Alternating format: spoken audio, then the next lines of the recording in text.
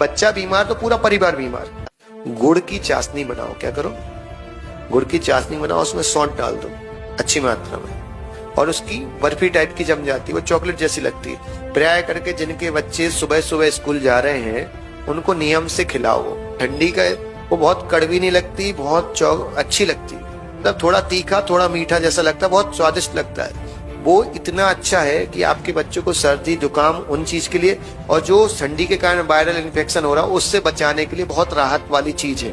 आपको अपने बच्चों को जरूर देना चाहिए, क्योंकि सुबह सुबह बच्चे लगभग सभी स्कूल 6-7 बजे के ठंडी में जा रहे हैं, तो प्राय करके उनको जब वो जाएं, जो भी आप दूध वगैरह जो भी देते उसमें उनको पहले वो खिला दे, फिर दूध वगैरह पिला के फिर भी भेजें।